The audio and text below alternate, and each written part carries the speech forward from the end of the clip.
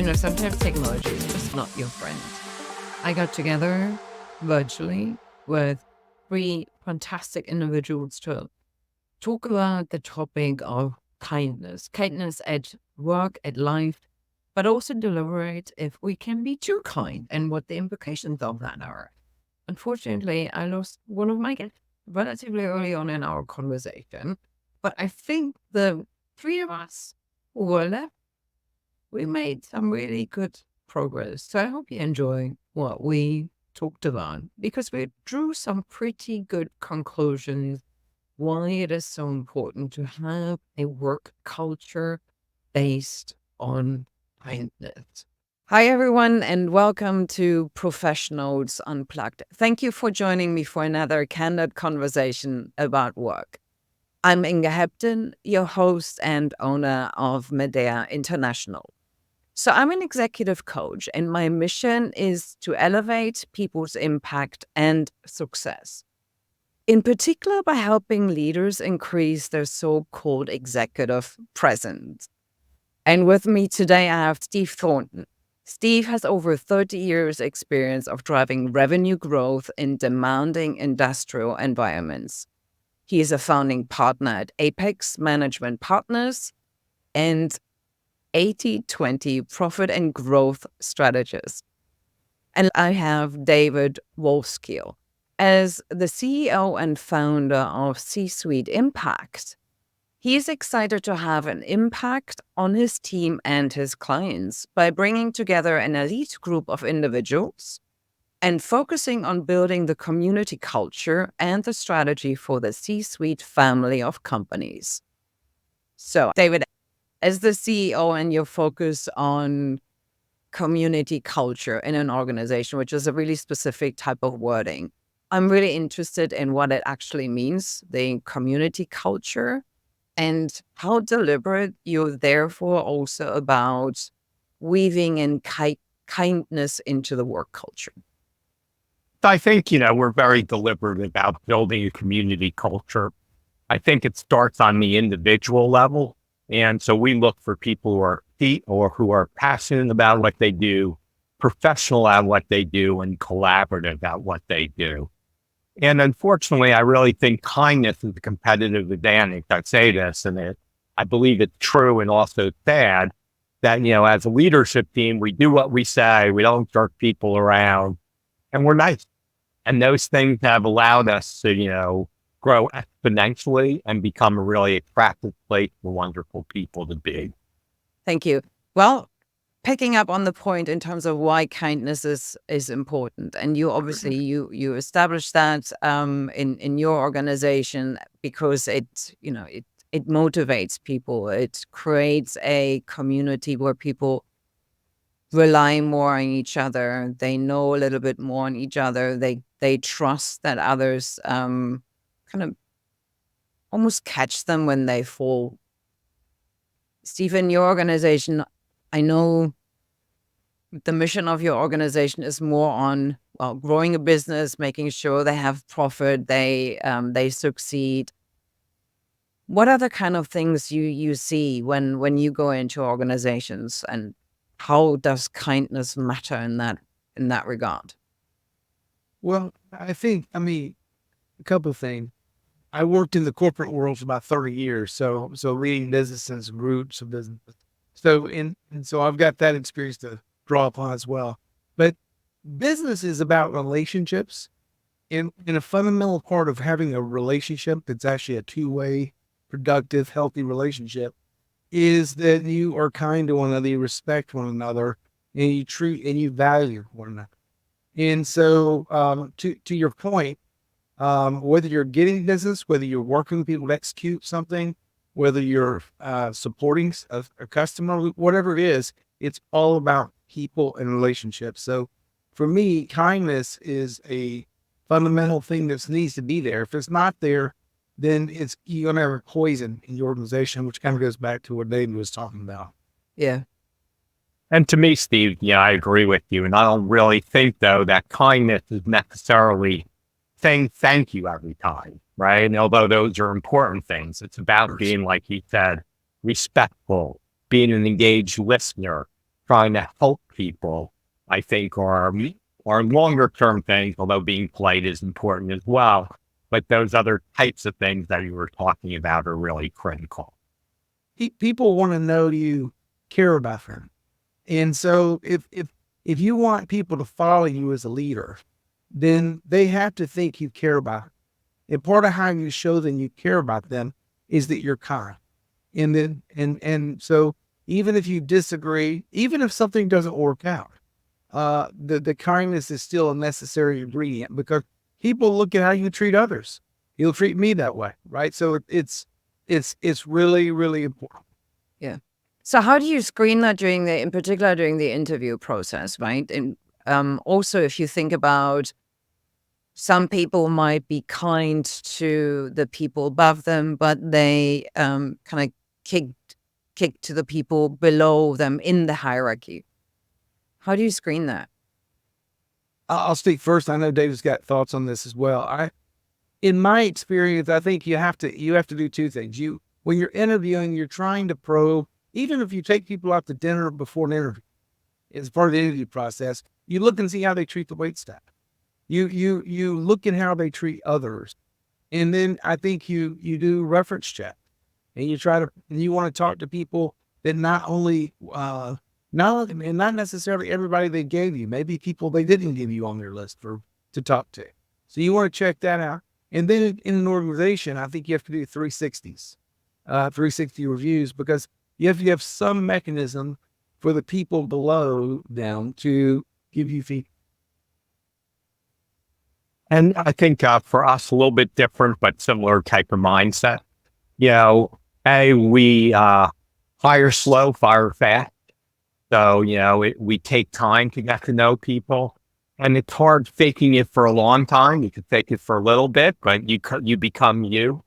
We also have multiple people meet with that person. So sometimes I might have a blind spot with somebody else in my organization. And I think we're very upfront about what our expectations are. And, I tell people, if you have sharp elbows, you might be super successful. Not the right place for you. And that's not what we're looking for. So we hopefully let people self-select as well. Yeah. I recently listened to a podcast where somebody who was actually going in disguise to pick up potential candidates and pretended to be the taxi driver, and was just then there to monitor how those different individuals actually treated the taxi driver, somebody with received kind of no power, so to speak. And the people who had no kind words for that individual, he automatically dismissed, because he said, well, that's not the type of person I would want in my leadership team. So I just thought that's going to quite some lengths to figure it out. But character matters, right? I mean, I love what David said about the approach. I think that people are who they are, and the older we get, we don't change much. So it's not like you're going to be able to rehabilitate much. Yeah. So what are the kind of things you guys do or have seen which works in terms of doing a few things to facilitate kindness at work? What are some of the specific examples you could share? Well, for me, we end our week. I have a Friday 4:30 meeting every week, because I'm nasty and want people to work at 4:30 on Friday. But the people who come, the goal of the meeting is to share our successes and transition to our weekend.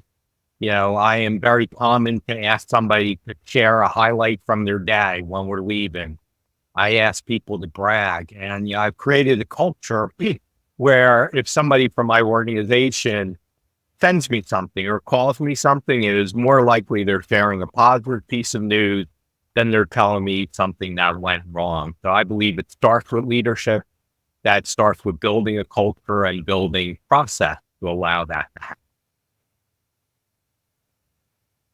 I think that's great. I know for me personally, it's important that we structure some way that I do it, because I'm one of those get things done. And if we're not careful with my personality type, then I can get so focused on getting things done that I don't invest enough time in the relationships with my people. So it's critical that I set aside time or do some things deliberately. And then the second part is, to that same point, is looking for avenues and structure around celebrating successes, just like David said, because again, many people in leadership have a profile similar to mine. And by nature, we won't do it. Not that we don't want to. It's just that it won't happen. And so we need structure, like David described, to help us do that. And another thing that I try and do as well is to reinforce the behavior I want, not to punish the behavior I don't want. And so I am much more likely to call somebody into a meeting with me to say, good job, and here's what I like, than you need to stop doing this. So I'm all about reinforcing those behaviors. And for me, those behaviors include kindness as well. Yeah. And obviously the kindness shows up in different ways, right? It's not just like you said, the thank you and the you're welcome and holding up the door. It's also about, making sure you maybe mentor somebody, you support someone when they're struggling, when there's a certain project, that you keep your eyes open. What's happening with your team members? Are they struggling? Do they look differently? Which might be a little bit harder in a world where we work more and more remotely. So I just want to have you seen any significant changes in particular since COVID, where it's a little bit more tricky maybe to be kind and spotted and change things? Since COVID, I've been in consulting full time. So it's not like when I was in the corporate world. But I think the bottom line is, because I did have remote people in other parts of the world working for me. So I think you have to invest in the relationship, which means you have to set aside time to connect with a one-to-one. Mhm.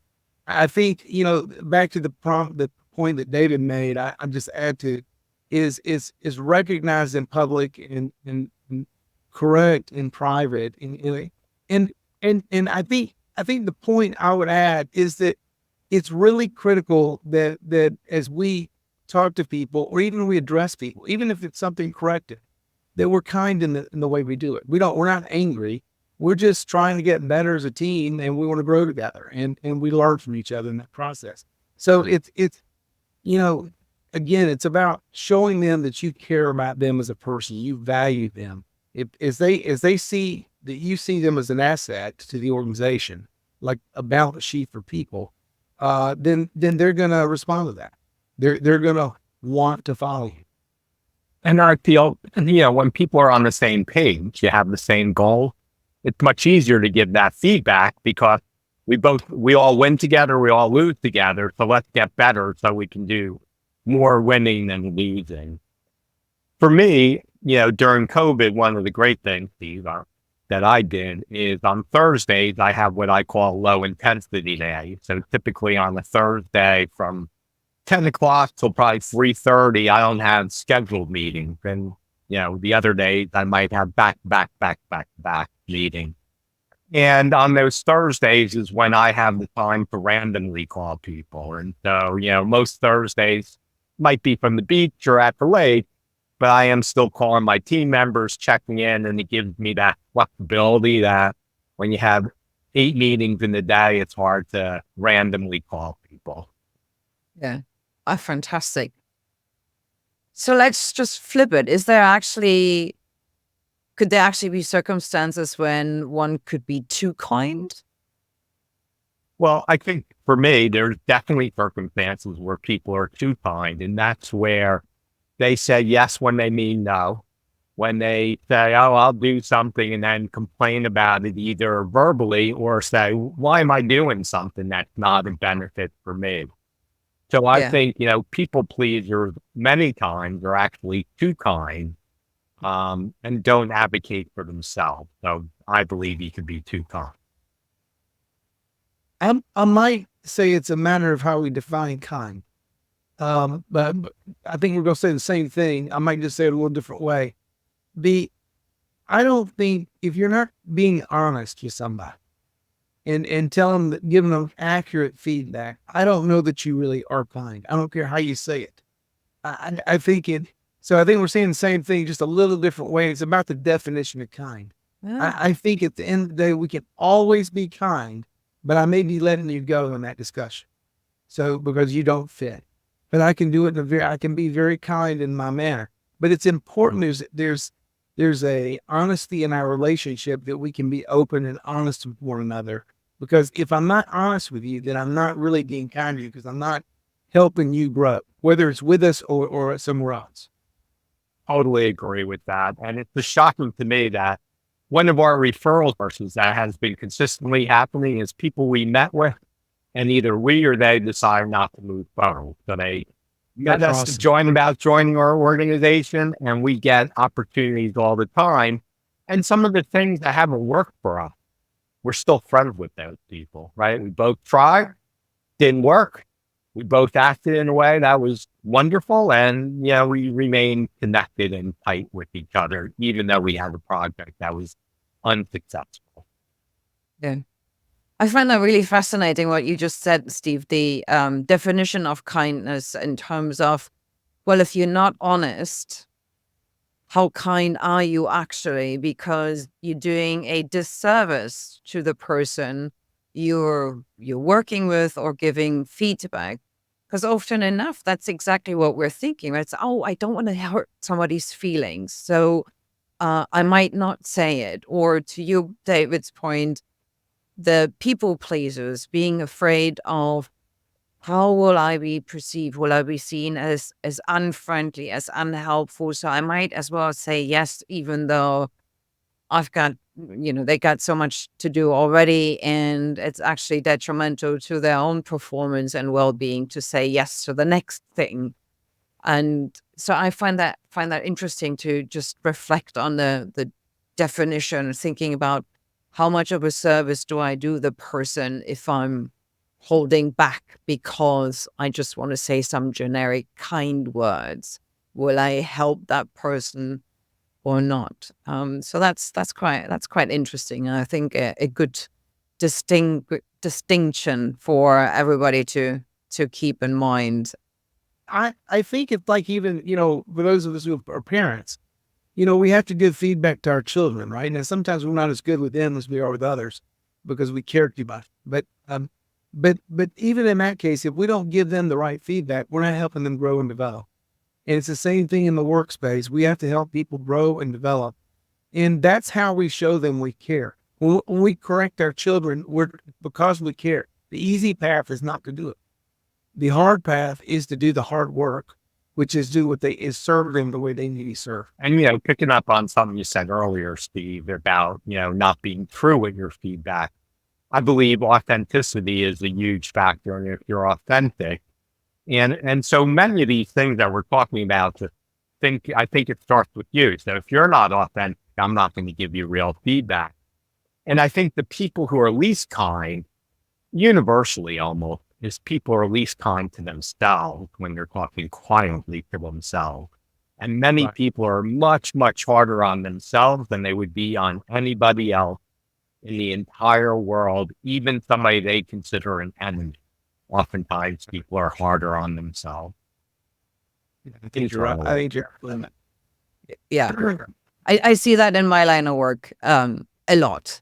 The dialogue we have with ourselves, and let's face it, the most we talk is to ourselves rather than to anybody else. And sometimes the conversations we have in our own heads are excruciating. We wouldn't talk to our enemy, to our worst enemy, that way, the way we talk to ourselves sometimes. So it's a good shout out to also be kind to ourselves and remind ourselves that, well, why am I talking to myself in a certain way, and I wouldn't talk to anybody else that way? So where's that coming from? So the kindness is a two-way street, but I'm afraid we're out of time. I think we had a short and sweet conversation about why kindness matters, and that's not just in at work, but also in our own lives, because it helps others to grow. It creates a community. It facilitates relationships. It facilitates trust and growth for others as well as for ourselves. And the distinction of kindness and authenticity and critical feedback or constructive feedback is also a neat balance to strike. So thank you so much for being with me here today and have this conversation about kindness at work and why it matters. Thank you. Thank you so much. Thank you for listening to Professionals Unplugged. I hope you enjoyed the podcast. And if you'd like to hear more, please subscribe wherever you like to listen to your podcasts. And if you'd like to hear even more, check out my website, www.medeaintl.com, for insights, connecting, and coaching. Until then, unplug and look after yourself.